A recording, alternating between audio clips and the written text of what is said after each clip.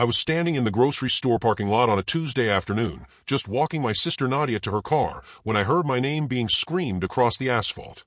I turned around and froze. My girlfriend, Amber, was charging toward me from the other side of the lot. Her face was red, twisted into something I barely recognized.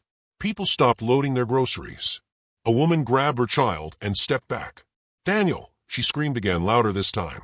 She shoved me in the chest so hard, I stumbled backward.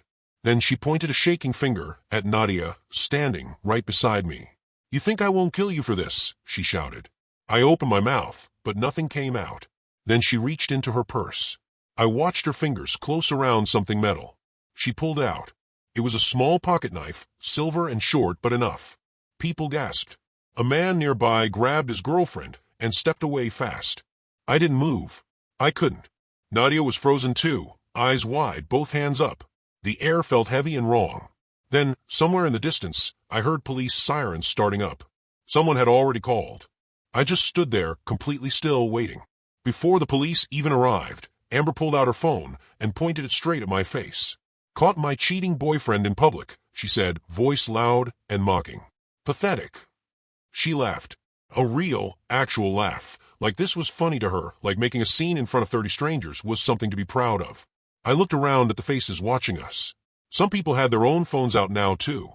A teenage boy near the cart return was recording everything. I felt heat rise in my face. My hands were shaking, but not from anger. Then Amber leaned closer and said it loud enough for everyone standing nearby to hear. "You're replaceable, Daniel." Those 2 words hit me somewhere deep, harder than the shove, harder than the sight of that knife. I felt them settle into my chest like a stone dropping into still water. But I didn't yell back. I didn't grab her phone or make any sudden movement.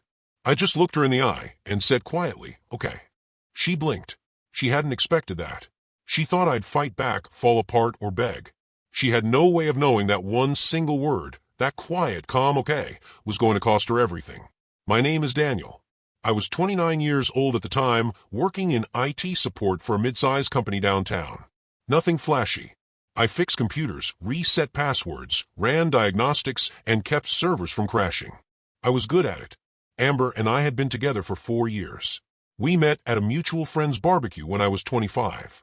She was funny and sharp and full of big plans. I liked that about her. When we moved in together after 2 years of dating, I covered most of the rent. My salary was steady, hers was not. I didn't complain. I figured that was what you do when you love someone. When she decided to leave her marketing job and explore other opportunities, I covered her car payments for 7 months. When she came to me excited about a new business idea, something about online reselling, I loaned her $3,000. She said she'd pay me back. I thought we were building something real together. A life. A future. I thought we were partners. But that parking lot scene on that Tuesday afternoon wasn't just a bad day or a single mistake. Looking back, I can see it clearly. It was the final explosion of a fire that had been quietly burning for a very long time. The changes in Amber started slowly, the way most dangerous things do. About a year before the parking lot, she began checking my phone. At first she would pick up casually and hand it to me, but I noticed her eyes scanning the screen before she did. Then it stopped being casual. She would go through my messages while I was in the shower. I knew because I would come back and find apps open that I hadn't left open. She accused me of flirting with waitresses at restaurants. Once, she caused a scene at a diner because a server smiled at me when she took my order. I was embarrassed. I apologized to the server on the way out. Meanwhile, Amber was the one staying out late. She called it networking. She said she was building connections for her business idea. Some nights, she didn't come home until 2 or 3 in the morning. When I asked about it, she would sigh heavily and shake her head. "You're so insecure, Daniel," she would say. "I'm trying to build something here." Her phone location would randomly switch off for hours at a time. When I pointed that out once, she told me I was being controlling. Something wasn't adding up. I just hadn't put it all together yet. About 3 months before the parking lot incident, I was looking for a phone charger in Amber's nightstand drawer. I found a second phone. It wasn't hidden well. It was just sitting there, tucked under a magazine, like she had set it down quickly and forgotten to be careful. It was a cheap prepaid phone, the kind you would buy with cash. No passcode on the lock screen.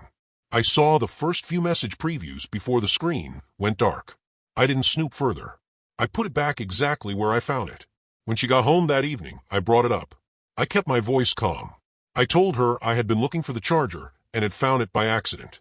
I asked her what the second phone was for. She didn't miss a beat. "It's for business," she said, already turning toward the kitchen. "Some clients prefer a separate line. Keeps things organized." She said it so smoothly, so easily. I nodded. I didn't argue or push further. But something shifted in me that night. That quiet, sick feeling I had been pushing down for months started hardening into something sharper. I didn't confront her again. Instead, I started paying much closer attention. I started documenting everything I noticed, carefully and without saying a word. I didn't make any dramatic moves. No confrontations. No speeches. I just started preparing quietly. First, I opened a separate bank account at a different bank from the one Amber and I shared. I didn't tell her. I started depositing part of my paycheck directly into that account rather than everything going into our joint one. The amounts were small enough at first to avoid suspicion, but I was consistent. Every pay period, without fail, I moved money. I took screenshots of every transaction in our joint account and saved them into a password-protected folder on my personal laptop. I documented dates, amounts, and notes about what each transfer appeared to be for. I also started recording conversations in our apartment. I looked it up first. In my state, only one person in the conversation needs to consent to a recording, and that person was me. I used a simple voice recorder app on my personal phone. Nothing fancy. I wasn't doing any of this out of revenge. I want to be clear about that. I was doing it because that second phone had told me something important. Whatever was coming, and I felt it coming like weather before a storm, I needed to be ready. Not reactive. Not emotional. I needed evidence. I needed options. Preparation, I was learning fast, was its own kind of power. 2 weeks after the parking lot meltdown, a message request appeared on my phone. The name meant nothing to me. Marcus. A profile photo showed a guy in his early 30s, smiling at what looked like a rooftop event. I almost ignored it. But the first line of his message stopped me cold. "Hey man, I think we might be dating the same woman." I sat down. I read the message 3 times. Then I replied. Marcus and I spent the next hour exchanging information. He sent me screenshots of text conversations between him and Amber. He sent photos, restaurants, weekend trips, evenings out. He sent hotel receipts with clear dates printed on them. I checked those dates against my own calendar. Against the nights Amber had come home late. Against the nights her location had conveniently switched off. Every single date matched. Every night she had stayed out networking, lined up perfectly with a receipt Marcus sent me. There was more. The small, unexplained charges I had noticed on our joint account, charges I had asked about, and been told were business expenses, matched the hotels Marcus was holding receipts for. I set my phone down on the kitchen table and sat in the quiet for a long time. My worst suspicion had just been confirmed. I didn't call Amber screaming. I didn't show up at her job or make any kind of scene. I waited until she got home that evening. I sat at the kitchen table and waited. When she walked in, I told her calmly that we needed to talk. I set my phone on the table. I told her that a man named Marcus had contacted me. I watched her face. She didn't deny it. Not even for a second. She dropped her bag on the counter and looked at me with something I can only describe as mild irritation, like I had interrupted something more important she had been trying to do. Then she smirked. "You're boring, Daniel," she said. "He's ambitious. He's going places." I didn't respond. I just looked at her steadily. "You've been comfortable for too long," she continued. "You settle. He doesn't." I let her talk. Then she crossed her arms and said something that I think she genuinely believed with her whole chest. "You'd never leave me anyway. You need me." She said it with total confidence, like she had already calculated how this would end and was certain she knew the outcome. She truly believed she was holding all the cards. She truly believed she was winning. She had absolutely no idea what I had already been quietly building for months. The next morning, after Amber left the apartment, I sat down with my laptop and opened our joint bank account. I looked at the full transaction history going back 6 months. Then I looked again more carefully. A total of $18,000 had been transferred out during that period. The transfers had been spread out, sometimes 1,000 here, sometimes 1,500 there, in amounts just small enough that I hadn't immediately flagged them. I checked the destination account. It wasn't one I recognized or tied to any of Amber's known expenses. When I asked Amber about it that evening, she didn't apologize. She didn't even look uncomfortable. "That was owed to me," she said flatly, "for everything I've contributed here." I kept my face completely neutral. I had screenshots of every single transfer already saved in my protected folder. I had dates, amounts, and now her own words, spoken while my recorder app was running quietly in my shirt pocket. She thought I had no proof. She thought I had been too trusting, too passive, too distracted by keeping the peace to notice the numbers. $18,000. Gone. And she believed completely that there was absolutely nothing I could do about it. 3 days after the confrontation about the money, she texted me late at night. I was already in bed. The message came in at 11:47 p.m. "If you ruin this for me, I swear I will destroy your life." I read it twice. Then I took a screenshot immediately. The next morning, she sent another message. No words this time. Just a photo. It was my car, parked in the lot outside my office building. She had taken it during the workday, which meant she had driven to my job, parked somewhere nearby, and waited. Just to take that photo and send it to me. I felt something cold run through me when I saw it. This wasn't just about a relationship falling apart anymore. This was intimidation. This was someone trying to make me feel watched, unsafe, like any move I made would have consequences. I forwarded both the threatening text and the photo to my personal email immediately. I saved them in a separate folder I titled Evidence. I made backup copies to a cloud storage account she had no access to. Then I called my older brother and told him everything. He drove over that night. We sat in my kitchen for 2 hours, working through my next steps together. I was done waiting. It was time to move. I had almost forgotten about the knife, but the police hadn't. About a week after Amber's threatening text, I received a call from the officer who had responded to the grocery store parking lot that day. He told me the store's security cameras had captured the entire incident. Multiple witnesses had given statements confirming that Amber had approached aggressively, shouted threats, and pulled the knife before I or my sister had made any move toward her whatsoever. Nadia had also given a formal statement. Based on the footage and the witness accounts, Amber was charged with misdemeanor assault. She called me the evening after she was served with the charge papers. She was crying. Hard. "Daniel, please.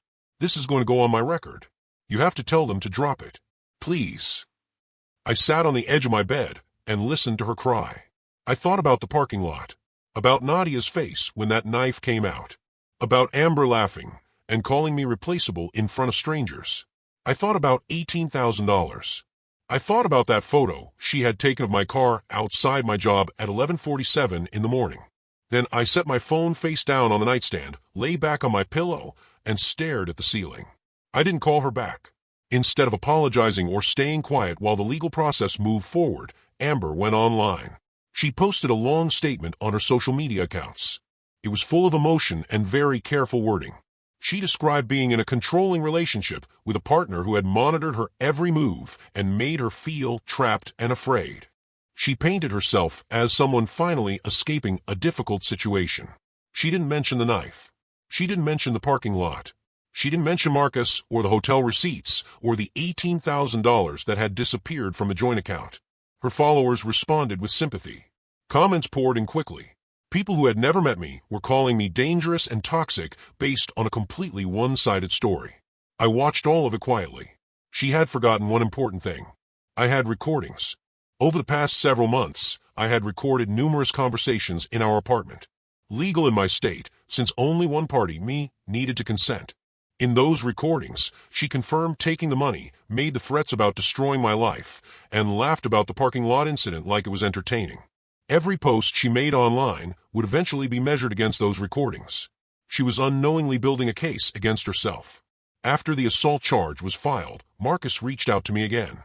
This time he had much more to say. He had done some digging of his own after our first conversation. What he uncovered surprised even him. There was a third man. His name was Cole, and he had been involved with Amber for even longer than Marcus had. Cole had reached out to Marcus first. Then Marcus connected all three of us. We spoke on a video call one evening. Cole was calm but looked exhausted. He said he had been giving Amber money consistently for almost a year. She had told him it was for her business startup. He had believed her completely. Marcus had been giving her expensive gifts. He had paid for trips and taken her to hotels on weekends, the same weekends she had told me she was out networking for her business. I laid out what I knew. The joint account withdrawals. The second phone. The The pattern of behavior we had all experienced from completely different angles. None of us had known about the others until now. We weren't angry at each other. That part was simple. We all understood we had each been deceived separately. What we all were was done. And we all wanted exactly the same thing: documentation, truth, and accountability. Over the next 2 weeks, the three of us compiled everything we had. Marcus organized the hotel receipts by date. I matched each date against our joint account withdrawals and found direct connections. Nights Amber had spent money she had quietly moved from our shared account to fund time with him.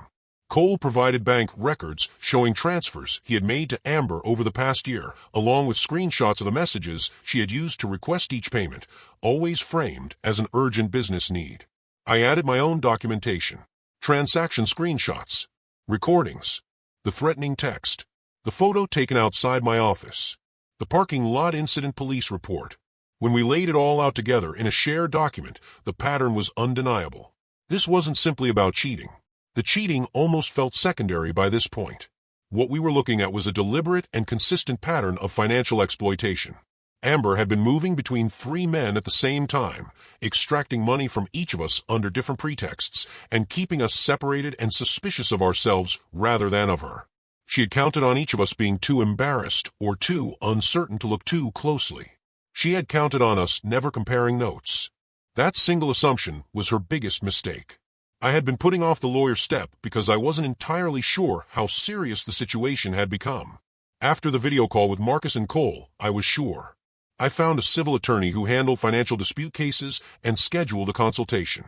I brought everything: printed transaction records, screenshots, recordings transferred to a USB drive, the police report from the parking lot, the threatening text, and the photo taken outside my office. He read through everything carefully. He asked a few questions. Then he asked me to play a portion of one of the recordings, the conversation where Amber confirmed in her own clear voice that she had taken the money because it was owed to her. He listened without changing his expression. When the recording ended, he leaned back in his chair and looked at me steadily. "She picked the wrong man to threaten," he said. "He took my case. We built the civil claim around financial misappropriation, using the joint account withdrawals as the primary basis. The threatening text and surveillance photos supported a separate harassment claim. The recordings were supplementary but powerful. He told me to be patient, to stay completely quiet publicly, to avoid any engagement at all with Amber's social media posts. I followed every single instruction without exception. Patience, I had learned, was the sharpest tool I had. My lawyer moved quickly once everything was organized. The first action was a legal freeze on the remaining balance in our joint account, preventing any further withdrawals. Amber had already moved most of it, but there was still a small amount left. Freezing it sent a very clear message. Then the formal legal notice was served to her directly. I wasn't there when it happened, but Marcus, who still had a mutual contact close to Amber, told me her reaction was immediate and loud. She showed up at my office building 2 days later. I was in the middle of a call in a conference room when a coworker came in and quietly told me there was a woman in the lobby causing a scene. Security had already been called. By the time I walked out, she had been escorted outside. The security guard told me she had been shouting that I was trying to ruin her life and that I was playing the victim. I thanked him. I went back to my desk. But here is what Amber had not considered in that moment. My coworkers had witnessed the scene. My manager had been in the lobby. People who had only known me as a quiet, reliable colleague had just watched my story arrive at their front door. Everything Amber had built her version of the story on started falling apart within days. Marcus posted his own account. Not angry, not dramatic, just a calm, clear account of what had happened from his perspective. He included screenshots of conversations that directly contradicted things Amber had said publicly about herself. Cole followed with a similar post shortly after. The timeline of Amber's original statements, the ones where she called herself a victim of a controlling relationship, stopped making any sense once Marcus and Cole's accounts were added to the picture. People who had left supportive comments on her original posts went quiet. Some of Amber's friends began messaging me privately. They said they hadn't known the full story. They apologized. One woman who had known both of us for years sent me a long message saying she was sorry for assuming the worst about me without ever asking my side. The networking friends Amber had spent so many late nights with disappeared quickly once her story started unraveling. She had built her entire reputation on a version of events that required everyone to believe her alone and question no one else. The moment other voices entered the conversation with documentation, the whole structure collapsed almost immediately. She had completely underestimated receipts. She had completely underestimated people comparing notes. The assault charge from the parking lot had been processed and was now part of the public record. Amber worked for a property management company that ran periodic background checks on all employees. A pending misdemeanor assault charge triggered an automatic review of her employment status. I didn't call her employer. I didn't reach out to anyone there. The process unfolded entirely on its own. She was let go. I found out from the same mutual contact who had told me about her reaction to the legal notice. He wasn't pleased when he told me. He said Amber had been calling people all day, asking for help, asking if anyone knew of job openings, asking if anyone could vouch for her to potential employers. That same evening, she called me. The call was different from every previous call during the whole ordeal. She wasn't angry. She wasn't making threats. She wasn't laughing or being dismissive. She was desperate. Her voice was shaking in a way I had never heard before, not in 4 years together. "Daniel, I need to talk to you. Please. Things have gotten out of hand, and I just need to talk." I listened for a moment. I thought about Nadia's face in that parking lot. I thought about $18,000. Then I ended the call. The court date for the civil case arrived on a cold Thursday morning in late November. Amber had hired her own lawyer, who opened by trying to redirect the focus of the proceedings entirely. He argued that the joint account withdrawals had been mutually agreed upon, that Amber had contributed significantly to the household, and that the funds represented fair compensation for her role in the relationship. He also attempted to frame my careful documentation as evidence of a monitoring and surveillance pattern, suggesting it was itself a form of control. My lawyer let him finish without interruption. Then he asked the court's permission to play a recording. The recording was from a Thursday evening about 4 months before the court date. In it, Amber's voice was clear and undeniable.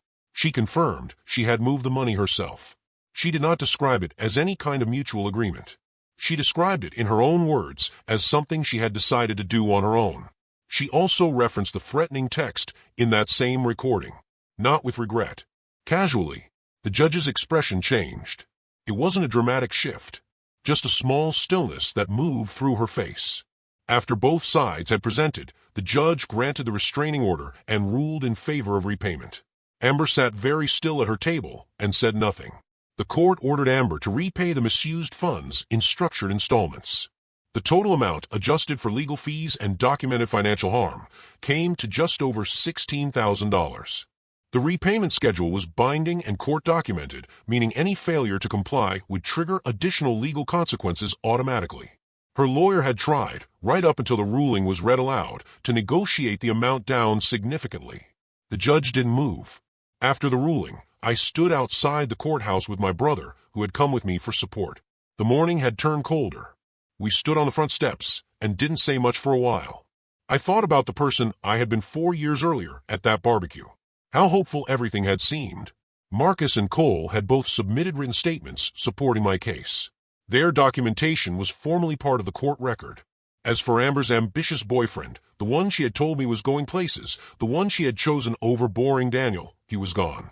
Marcus confirmed it shortly after everything became public. The man had ended things completely. He hadn't signed up for any of this. Now there was only the debt, the record, and the silence. 6 months after the court ruling, I moved out of the apartment Amber and I had shared. I had stayed for a while to get my finances fully organized first. The separate bank account I had opened quietly months before the legal process began had grown steadily. I had been careful and consistent.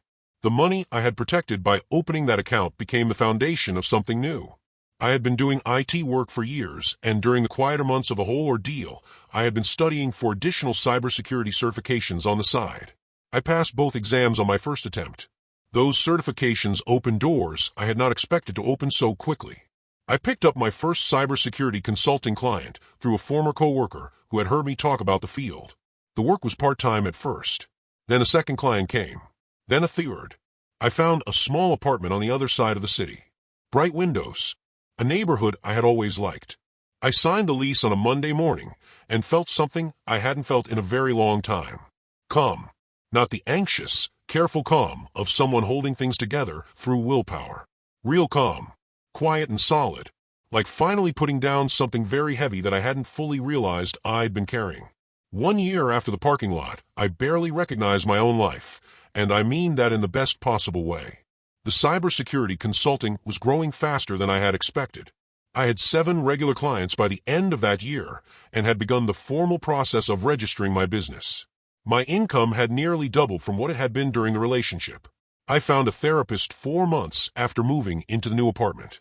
I went every 2 weeks without missing a session. She helped me understand patterns I had been repeating for a long time, not just with Amber, but in general. The way I had absorbed blame so easily. The way I had confused keeping the peace with keeping myself safe. I worked on those things seriously. I didn't rush into dating. A few people showed genuine interest. I was open but unhurried. I was more interested in understanding myself clearly before inviting someone else into my life. I exercised regularly. Slept well. Called Nadia every week without fail. My apartment felt fully like mine. My money was mine. My time was mine. There were still hard days, moments when everything would hit me unexpectedly, sometimes in a grocery store of all places, and I would have to just breathe through it slowly. But those moments got fewer and further between. About 14 months after the court date, a mutual friend named Paul sent me a message. I hadn't asked him to update me. He just reached out on his own and said he thought I might want to know how things stood. Amber had moved back in with her parents. The installment payments on the court-ordered debt were ongoing, a regular reminder of everything that had happened. Finding new work had been difficult. The combination of the terminated employment, the public story, and the misdemeanor assault charge made certain positions very hard to obtain. The life she had been building, or at least the version of it she had projected publicly, the busy networking, the sense of always moving forward, had quietly and completely come apart. Paul wasn't gloating when he told me this. He seemed a little sad about it, honestly. I understood that feeling. I didn't feel triumphant when I read his message. I didn't feel a clean kind of satisfaction either. What I felt was something closer to clarity. The consequences weren't something I had engineered by being cruel or chasing some elaborate revenge plan. They were the natural result of choices Amber had made, one after another, while assuming no one was paying attention. People rarely are invisible, and actions have a very long memory. About 16 months after the parking lot, I walked into a small cafe near my old neighborhood to meet a consulting client for coffee. I was early, so I ordered and found a quiet table by the window. That's when I saw her. Amber was sitting 2 tables away. She was alone, a cup in front of her, her phone face up on the table. She looked different from the last time I had seen her. Not dramatically, but noticeably. Something around her eyes was tired in a way it hadn't been before. She saw me at almost the same moment I saw her. For a second, neither of us moved. Then she shifted in her chair like she was going to say something or wave or stand up. I remembered the parking lot. Nadia's face. The screaming across the asphalt. You're replaceable. The $18,000. The photo of my car taken from a distance in the middle of a workday. The threatening text at 11:47 p.m. I nodded once. Politely.